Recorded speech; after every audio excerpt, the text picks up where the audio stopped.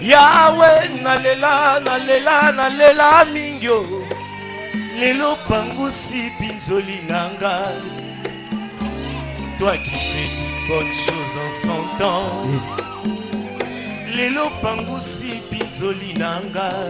Voilà, nous vous saluons, très chers téléspectateurs. Bienvenue dans notre émission Son de vie. Et cet après-midi, on a l'occasion de faire la version française. Nous vous saluons et comme d'habitude, nous voulons bénir les lieux, l'endroit où Dieu nous a établis. C'est pourquoi j'aimerais que nous puissions prier pour l'Autriche et l'Europe. Prions le Seigneur.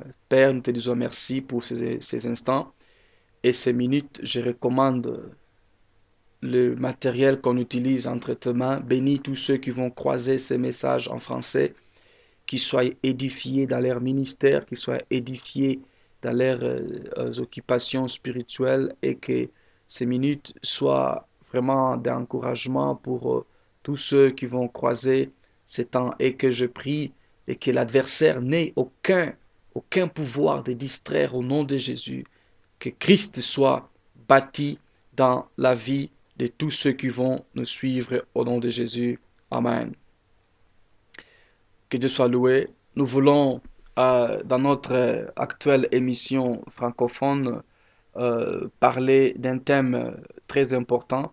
Nous voulons un peu parler sur le don du Saint-Esprit parce que nous croyons, nous savons, en ce temps de la fin, le Saint-Esprit est en train de rétablir le ministère et surtout le ministère de fondement. Il est en train de rétablir le ministère de fondement afin de redonner la force à son Église qui est endormie, afin de la réveiller, de la redynamiser, de la réactiver avant l'enlèvement qui pointe déjà à l'horizon.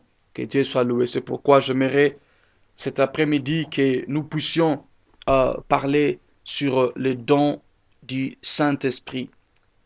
Mais avant cela, j'aimerais saluer nos églises de contact à Kigali. Nous saluons les églises à Paris. Nous saluons les églises à Vienne, ici à côté. Nous saluons les églises au Canada, les églises en Afrique du Sud, les églises à Luanda, les églises qui sont en jointure avec nous en Côte d'Ivoire.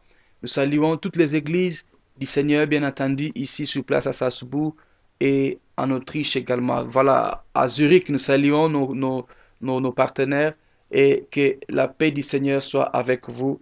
Nous saluons les églises à Kinshasa, nous saluons les églises à Lubumbashi, en Zambie, au Zimbabwe même. Nous saluons tous ceux qui nous sommes à cœur. Voilà, nous allons lire la parole de Dieu dans le livre de 1 Corinthiens chapitre 12. 1 Corinthiens chapitre 12. Gloire soit rendue à Dieu. 1 Corinthiens chapitre 12. Nous remercions tous ceux qui, par l'entremise de plusieurs moyens, nous ont contactés pour nous soutenir dans les temps où nous sommes. Que Dieu soit béni. Nous lisons 1 Corinthiens chapitre 12, le verset 1er au verset 11. Je lis au nom du Seigneur. Il y a diversité de dons, mais le même esprit. Il y a diversité de ministères, mais le même Seigneur. Diversité d'opérations, mais le même Dieu qui opère tout en tous.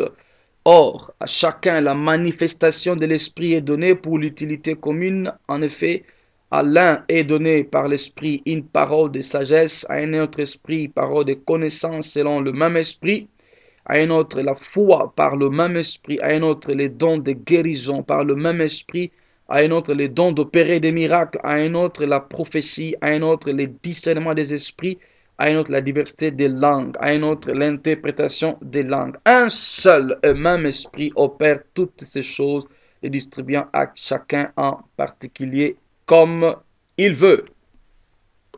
Les dons du Saint-Esprit, vous savez, dans l'une des façons dont le Saint-Esprit va retravailler Christ dans l'Église, c'est de rétablir le vrai don, rétablir les vraies facultés du Saint-Esprit ou bien de l'Esprit dans l'Église. Quand les dons sont mal utilisés, cela va accoucher de faux ministères, cela va dissimuler de faux frères, de faux docteurs et de faux prophètes. C'est pourquoi nous devons bien être éveillés de comprendre comment fonctionnent les dons du Saint-Esprit et comment les reconnaître parmi nous. Il y a notamment 9 dons du Saint-Esprit que nous allons catégoriser en 3 groupes. Le premier groupe, c'est les dons de communication. Dans les dons de communication, on a 3 dons de communication. Et puis, il y a les dons de révélation. Dans les dons de révélation, on a aussi 3 dons de révélation. Et puis, on a aussi 3 dons de puissance. Donc, dans les dons de communication, là, on a 3 dons. On a les dons de parler en langue, et les dons d'interpréter la langue, et les dons de prophétie. C'est sur la première catégorie que j'aimerais un peu m'atteler. Donc, les dons de communication. Ce sont des dons qui, par le Saint-Esprit, nous aident à communiquer. Quand on dit communication, donc on voit 2 côtés, donc on voit 2 blocs. Les dons de parler en langue, selon la parole du Seigneur, cela veut dire quoi? C'est un don qui, par le Saint-Esprit, la personne parle non pas à elle-même, mais la personne parle à Dieu. Et la personne parle dans une langue inconnue de sa compréhension, mais une langue dont Dieu comprend. La Bible dit, car en effet, celui qui parle en langue, selon 1 Corinthiens 14, en effet, celui qui parle en langue ne parle pas aux hommes, mais à Dieu, car personne ne le comprend, et c'est un esprit qui dit des mystères. Donc, un don de communication. Donc, le parler en langue est un don de communication. Donc, l'esprit de la personne communique avec l'esprit de Dieu, annonçant des mystères. Les dons de parler en langue édifient les concernés quand ils en parlent. Il est vrai que dans le parler en langue, il y a aussi diversité de facettes des dons de parler en langue. Il y a certaines langues qui sont vraiment célestes. Il y a d'autres langues qui sont terrestres, mais pour le contrer dont cette langue est exprimée, la chose est inconnue de la personne qui en parle et de l'entourage. Maintenant, le don de parler en langue est secondé par un autre don de communication, bien entendu, le don d'interprétation de la langue. Admettons, moi qui suis ici, nous sommes en Autriche, ici nous parlons allemand. Si je prêche dans les églises en allemand, les gens vont comprendre. Et comme nous le faisons, nous prêchons en allemand, les gens comprennent. Mais quand je parle maintenant en anglais ou bien en chinois, en portugais, ici, il faut qu'il y ait interprétation. Et le frère Paul explique ça, il dit dans le verset 7, il dit, si les objets inanimés qui rendent un son comme une flûte ou une harpe ne rendant pas des sons distincts, comment reconnaîtront-ils ce qui est joué sur la flûte ou sur les harpes? Cela veut dire quoi? Quand quelqu'un parle en langue et que la chose n'est pas interprétée ou bien traduite, il y aura blocage. Et le message qui en sortirait serait limité. Parce que dans le parler en langue, la personne s'édifie, il annonce des mystères de la part de Dieu et son esprit se connecte à l'esprit de Dieu et son esprit grandit dans la profondeur et dans l'intimité avec Dieu, recevant des révélations, recevant des orientations divines, recevant la divinité croissante dans son esprit. Mais il faut que si la personne parle à haute voix ou bien si la prophétie passait par le parler en langue, il faut qu'il y ait une traduction. Donc le don de parler en langue est un don de communication. Donc ça communique entre 2 côtés, soit Dieu et l'homme ou bien l'homme à Dieu. Alors, dans le premier don de communication, on a cité les dons de parler en langue. Le second don de communication, c'est le don d'interprétation de la langue. Nous avons besoin de ces dons dans nos églises. On a besoin de gens qui, quand quelqu'un parle en langue, si c'est pour un message édifiant, pour l'assemblée, qui est aussi des frères et sœurs qui ont la clé pour décoder le message céleste. Alors, un troisième don de communication, c'est le don de prophétie. Ici, j'aimerais épingler un peu l'aspect de la différenciation entre le don de prophétie et le ministère des prophètes. Le don de prophétie peut l'avoir chaque chrétien, c'est la volonté du Saint-Esprit, mais le ministère des prophètes, ça c'est autre chose, ça c'est une vocation céleste de la part de Dieu pour qu'un prophète travaille. Le prophète, il est mandaté, il a un programme, il a un bloc de mandat, une commission pour transmettre son message. Et le prophète, il a une dimension des dons de prophétie assez épaisse pour son travail. Et le prophète a aussi dans son carquois un très fort don de discernement des esprits. Nous allons le comprendre après. Donc, dans la première catégorie des dons de communication, on en a 3. Parler en langue, c'est un don de communication. L'interprétation des langues, c'est un don de communication, et la prophétie, c'est un don de communication. Dans la prophétie, Dieu parle aux hommes par un homme. Dieu parle aux hommes par un homme. Dans la prophétie, il y a aussi 3 degrés.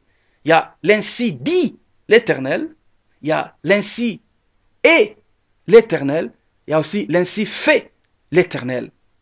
Donc, n'oubliez pas, les dons de communication, il y en a 3, selon 1 Corinthiens 12. On a juste catégorisé pour mieux nous aider à comprendre. Il y a le parler en langue, l'interprétation des langues et ensuite les dons de prophétie. On a 3 dons de communication. Dans la parole de Dieu, nous pourrons voir plusieurs endroits où ces dons ont fonctionné. Par exemple, à la Pentecôte, les gens ont entendu les gens parler en différentes langues. Et d'ailleurs, là, à la Pentecôte, nous pouvons comprendre aussi les degrés dans les dons de parler en langue. Il y a des parler en langue d'une manière céleste que personne, aucun terrestre ne peut comprendre.